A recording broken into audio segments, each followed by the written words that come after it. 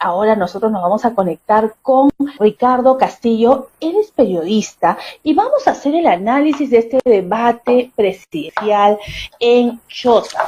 Por un lado, Keiko le dice no te me corras. Por otro lado, el profesor Castillo le dice quiero que me acompañes para que veas mi pueblo, para que conozcas la situación. Pero ¿qué es lo que le ha parecido a usted? Porque al fin y al cabo los votantes somos los ciudadanos y todavía falta. Están subiendo algunas encuestas, hay unos votos de indecisos que se van a ir definiendo el panorama electoral hasta este 6 de junio y estos discursos pues de ambos candidatos, ¿no? Vamos a ir viendo, por ejemplo, tenemos Castillo, le da bienvenida a Keiko, ¿no? Y le dice sobre el tema de las rondas, porque Castillo pues él es rondero, ¿no? De comunidad, luego hablamos, dime yo,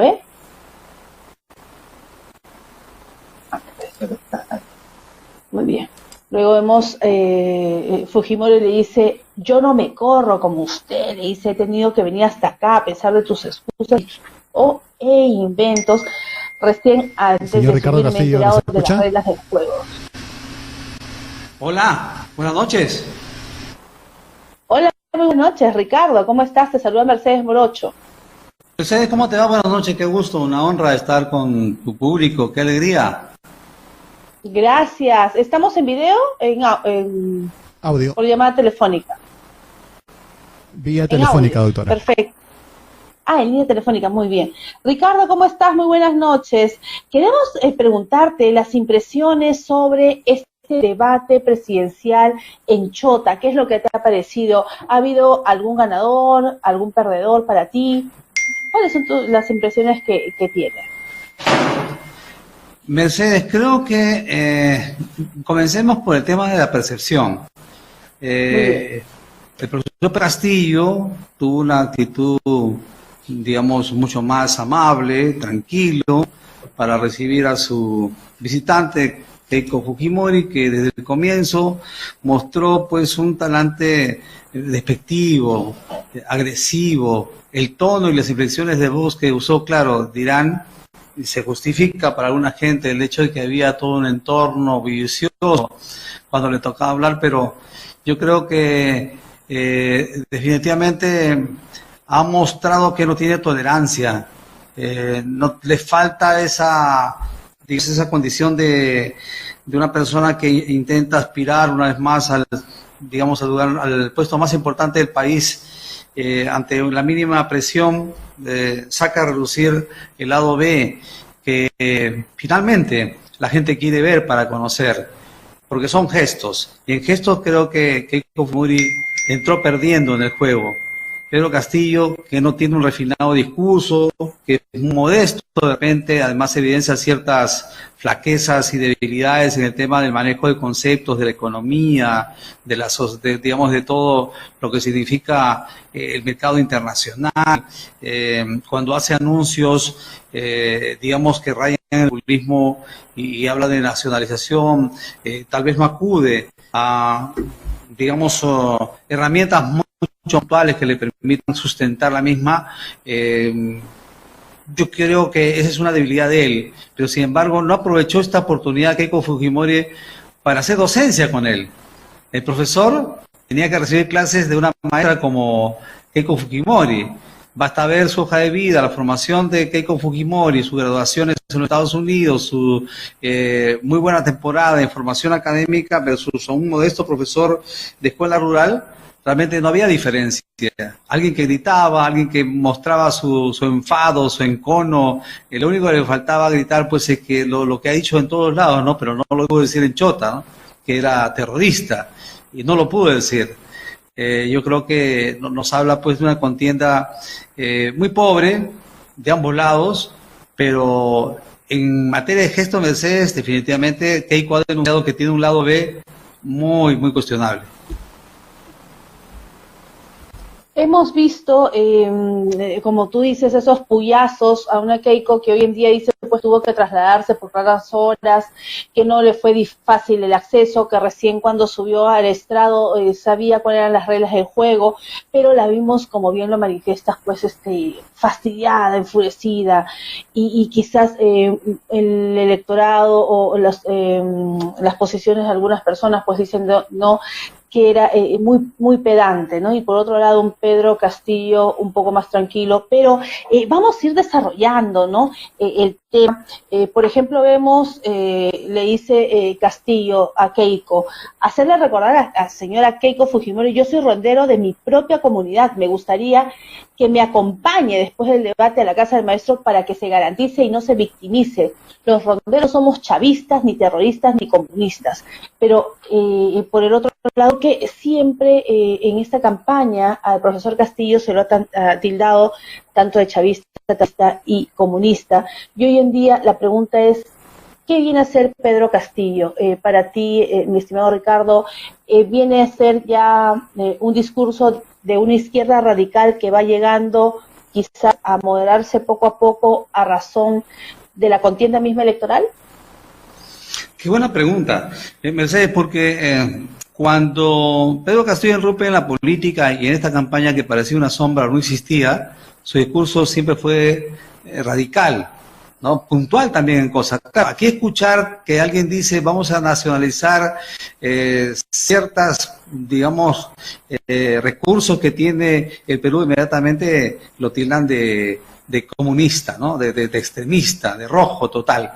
Pero yo creo que cuando ya entra la segunda, percibo, mejor dicho, propiamente, que cuando él entra a esta segunda ronda, a esta segunda vuelta, Pedro Castillo moligea su discurso, se distancia de Cerrón, y es más, él dice a todos los primeros, señores, no soy chavista, no soy terrorista, y encima el que conduce la campaña soy yo. La opinión, el que tiene la voz oficial en esta campaña soy yo. Yo pienso que él está proponiendo una izquierda responsable. Es lo que está tratando de hacerlo. No tiene la literatura, la fineza de repente en el verbo, pero él está dando a entender que quiere hacer las cosas de una manera diferente. Es más, tratando de escuchar, de invitar a una serie de profesionales de diversos sectores, conformando su equipo. Y el fujimorismo, con mucha habilidad, y son detalles y puntos a favor de ellos, es que han cuestionado permanentemente, han exigido que muestre su equipo, que muestre el equipo. Y claro, el fujimorismo tiene profesionales reconocidos, técnicos, pero siempre está la duda, ¿no? ¿Es el mismo equipo de los 90, reforzado, retocado, o es que realmente Keiko Fujimori está planteando, digamos, un equipo que la acompañe y que marque distancias y diferencias? Esa es la gran interrogante. Mientras tanto, la otra duda también está por el lado de Pedro, que hasta el momento no se conoce a, digamos, a los técnicos que lo van a acompañar en la nueva propuesta. Que conocemos quizás el interior de lo que viene a ser una comunidad campesina, y lo digo y lo reitero, yo soy comunera, soy secretaria de la comunidad campesina del pueblo de San Miguel de las 2 Horas de Lima, es secretaria de la Junta Regantes, y más o menos, no, si bien es cierto, no labro la tierra, que soy comunera por la razón de las tierras heredadas, y porque participo probablemente de la asamblea, los que conocemos, y también Ricardo por tu labor periodística, sabemos que a veces la gente de la comunidad no es, digamos, la gente que se entienda bien, le da un mensaje un poco más sutil, ¿no? Quizás el mensaje es tosco, entonces a veces se puede entender el mensaje tan directo o tan frío quizás del profesor Castillo como que fuera un tema autoritario.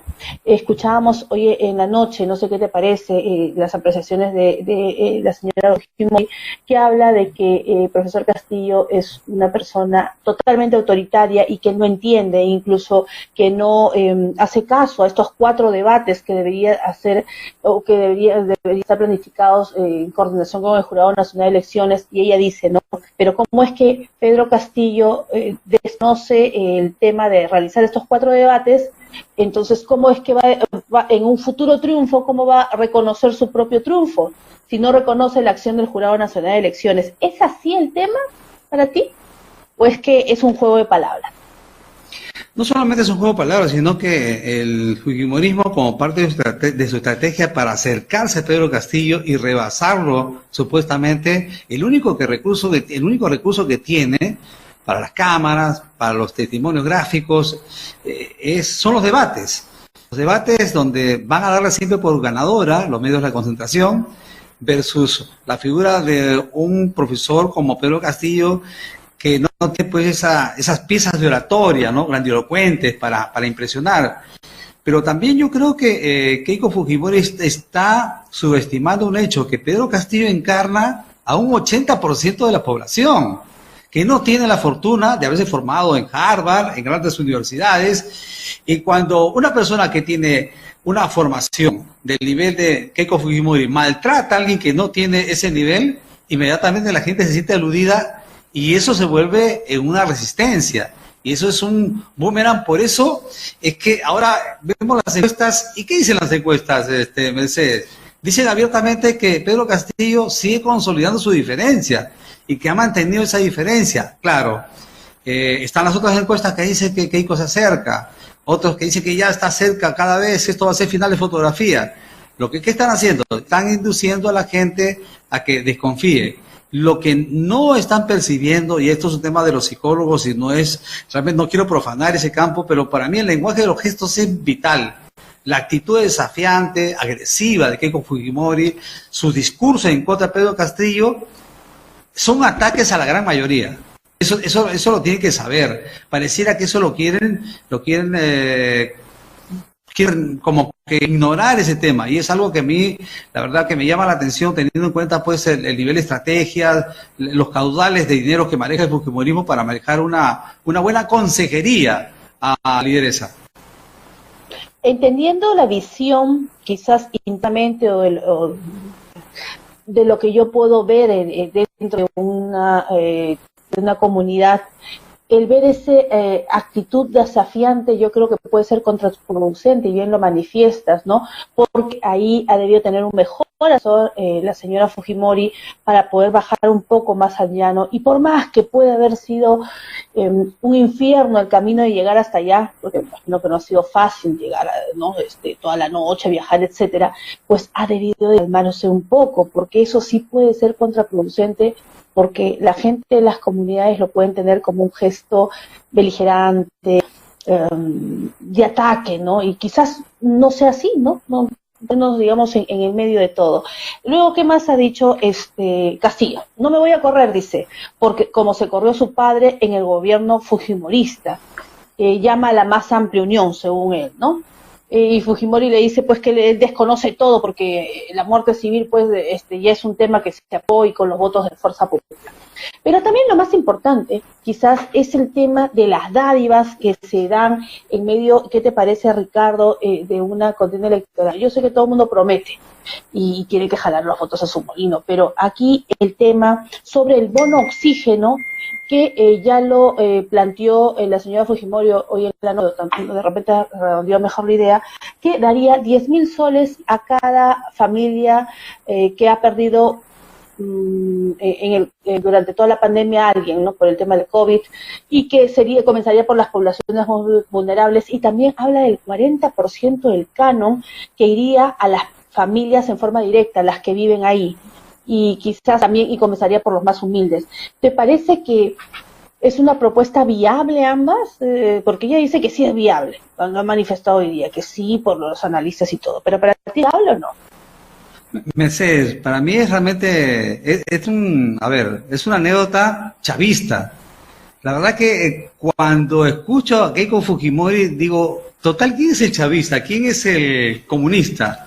Porque hacer ese tipo de anuncios significa pues tocar las arcas del Estado. Y cada vez que el Congreso de la República, por ejemplo, intenta instrumentar una ley que favorece a determinado grupo, léase CAS, por ejemplo, inmediatamente aparecen los elencos y dicen, ¿cómo puede ser posible? Esa ley no se puede aprobar, que vaya al Tribunal Constitucional para que de una vez la deslegitimice. No puede ser posible. La ONP, ¿cómo se van a tocar los fondos de la gente que ha depositado esos ahorros para cuando llegue el momento que tengan que jubilarse? La Fujimori está desconociendo totalmente que la gente necesita comer ahora, vivir ahora. Y cuando hace esos anuncios, está ella contradiciéndose abiertamente. Algo más, hizo un anuncio para mí desopilante. 3.000 colegios. Iba a construir 3.000 colegios. Doctora, 3.000 colegios. No, doctora, cuando en estos momentos ningún niño va al colegio. 3.000 colegios cuando esos colegios no tienen baño, no tienen agua. ¿Cómo? O sea, ¿a quién le estaba enviando un mensaje? ¿A sus patrocinadores? Para que ellos confíen efectivamente que iba a destrabar la inversión pública de esa manera, digamos, brindarles alguna alegría, alguna oportunidad de negocios. Yo creo que ha hecho unos anuncios totalmente estrambóticos, fuera de lugar, son totalmente inviables, impracticables. Es más, cuando habló del canon, yo creo que ahí los mineros han saltado hasta el techo, ¿no? ¿Cómo van a repartir? A ver, ¿de qué manera? La gente va a ir al Banco de la Nación, les van a entregar un sobre casa puerta por puerta, esos billetes los van a tirar del cielo. La verdad es que no tiene sentido. Técnicamente no tiene sentido. La Constitución no está para eso. Tanto que no se quiere tocar la Constitución, pero sin embargo ha hecho anuncios que contradicen abiertamente con la filosofía de su campaña. Teniendo en cuenta que el año tiene 365 días, multiplicados por los 5 años, entonces estamos hablando pues que tenía que ser por lo menos a colegio y medio, como estaban diciendo los memes, ¿no? Un poco complicado. Yo creo que hay que aterrizar las propuestas y ser más viables, no decir como en el caso del presidente Vizcarra, 80 hospitales, porque yo prometo que van a haber 80 hospitales y no hubo ni una cosa. Entonces, yo creo que las propuestas deben ser viables. Algo más. El caso de Lavajato. Hemos escuchado también a la señora Keiko Fujimori que manifiesta que ella va a respetar las decisiones y toda la independencia de las investigaciones del equipo Lavajato y que no va a haber pues una cacería de brujas. ¿Podemos creerle a la señora Fujimori ahora?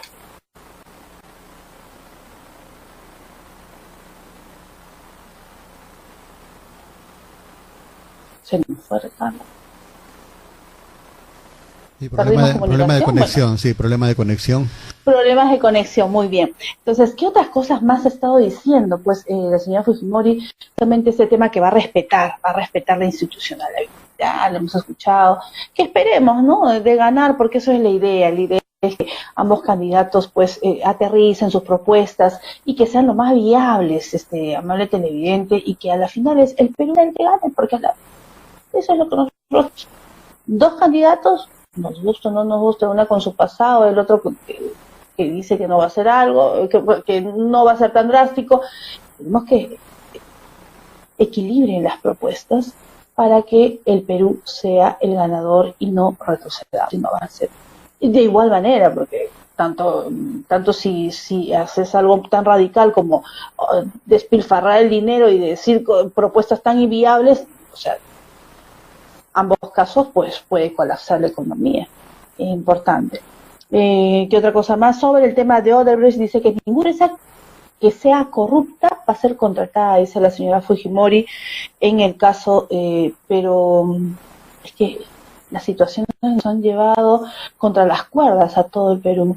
Tenemos candidatos que quizás al fin y al cabo no satisfacen en su totalidad a todos los peruanos, por las razones expuestas, y es una pena, pero para que no estemos así, lo que tenemos que hacer, amable televidente, es formar a nuestros hijos, aquellos que quieran tener un mejor Perú, pues formarlos, y a los partidos políticos que formen, pues las personas adecuadas, igual en el interior del país, quizás tratar de cada vez más, pero yendo de una manera razonable y sobre todo algo real. Nos vamos a la nota, Joe. Nos llegamos a conectar con Ricardo, creo que ya no. ¿Y no se la nota? Sí, estamos a la espera de su conexión, pero bueno, igual vamos sí, vamos a entrar a la segunda nota entonces, doctora.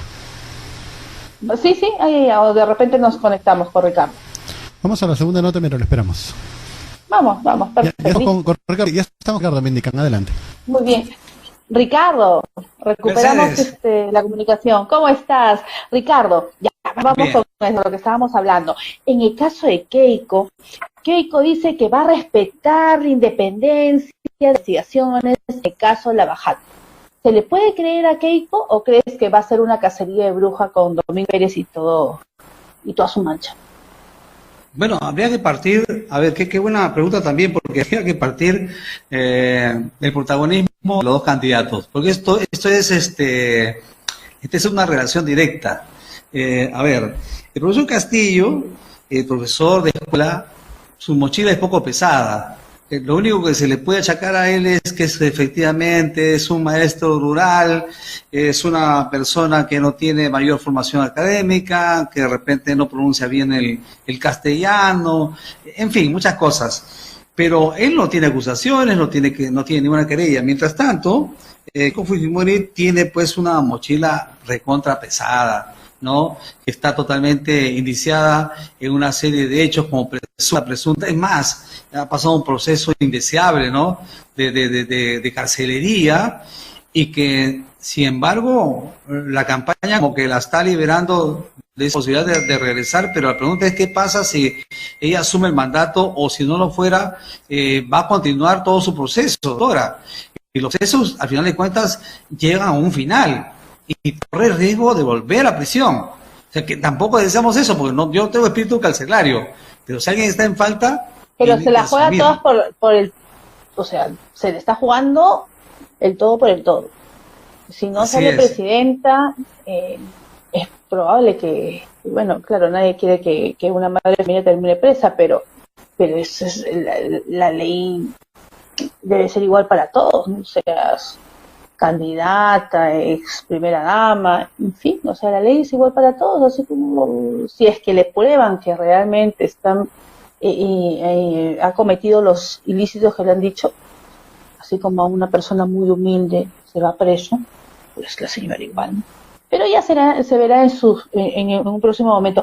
Sobre el tema de Odebrecht, dice, ninguna empresa corrupta que haya sido sentenciada va a formar parte de las contrataciones en mi gobierno.